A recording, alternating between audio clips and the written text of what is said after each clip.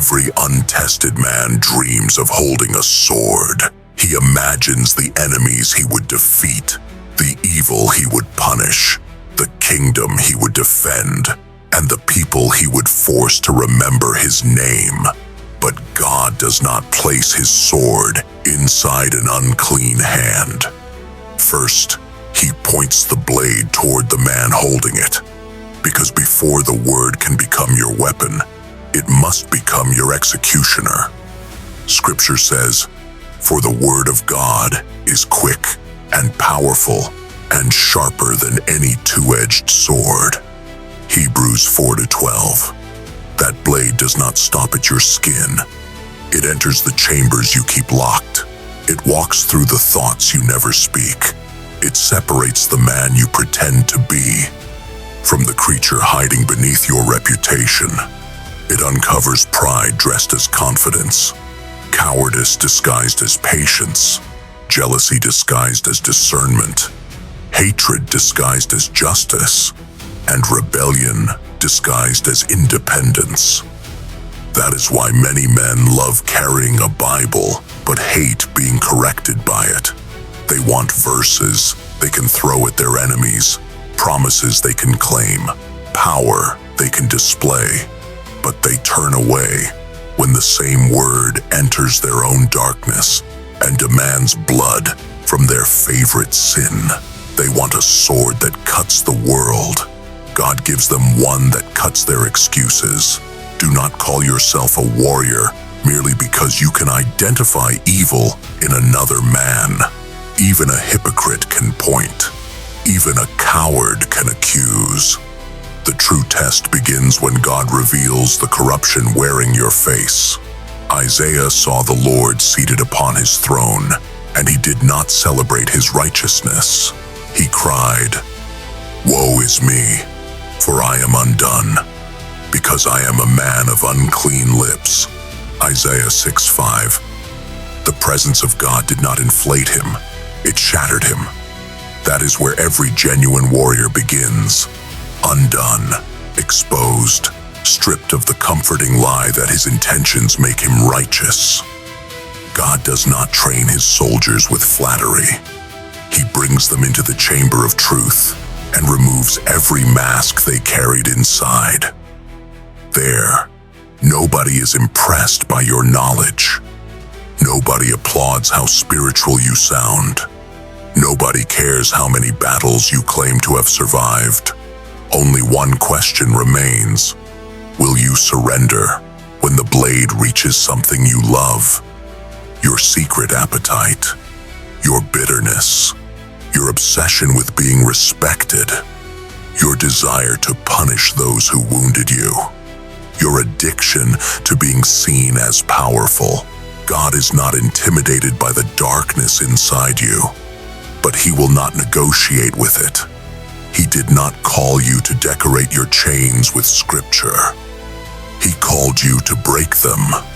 The blade has entered the room. The old man has nowhere left to hide. And before God teaches your hands to war, he will teach your flesh how to die. The most dangerous enemy you will ever meet may never stand across from you. He will stand inside you. He will breathe through your lungs, speak with your voice. Remember every wound you suffered. Know every weakness you concealed, and answer whenever somebody calls your name. Scripture says, "For the flesh lusteth against the spirit, and the spirit against the flesh, and these are contrary the one to the other." Galatians 5:17. This is the hidden war. No crowds, no banners, no roaring armies. Only a man standing alone while two kingdoms fight for his obedience. One calls him toward God, the other whispers, "Later." One commands him to forgive, the other carefully preserves the memory of the insult. One tells him to walk by faith, the other demands proof before taking a single step. The enemy does not always need to destroy your life. Sometimes he only needs to make you betray yourself repeatedly. One compromise, one secret indulgence, one lie that nobody challenges, one act of disobedience renamed as personal freedom, then another, until the man who once feared God can no longer recognize what he has become. David survived the claw of the lion. He survived the paw of the bear. He stood before Goliath when an entire army trembled. But years later, the warrior who refused to retreat from a giant surrendered to his appetite from a rooftop. The battlefield changed. The danger did not. Samson tore a lion apart and struck terror into the Philistines. Yet the strength that could break ropes could not govern desire. His enemies did not discover some mystical weakness. They waited for his undisciplined hunger to betray him. Hear this clearly. Your greatest victories will not protect you from an unguarded heart. Yesterday's obedience cannot fight today's temptation. A man can conquer publicly while decaying privately. He can look powerful before the crowd and remain a prisoner when the doors close.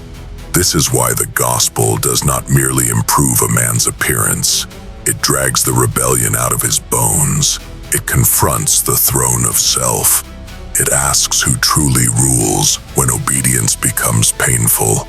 Not when the music rises, not when people are watching, not when faith makes you look noble, but when God commands you to release what your flesh still wants. Warrior faith is not loud. It is the silent refusal to bow when temptation knows your name. It is closing the door nobody would know you opened. It is holding your tongue when anger offers you the perfect weapon.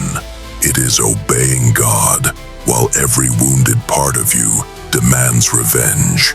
It is choosing truth when deception would protect your image. The weapons of this warfare are not carnal. This battle cannot be won by rage, muscle, or human pride.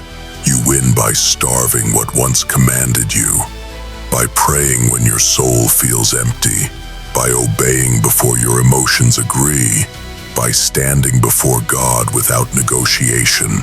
Every time you refuse the flesh, another chain strikes the floor. Every time you obey in secret, the inner tyrant loses territory. And slowly, painfully, the enemy wearing your face begins to die.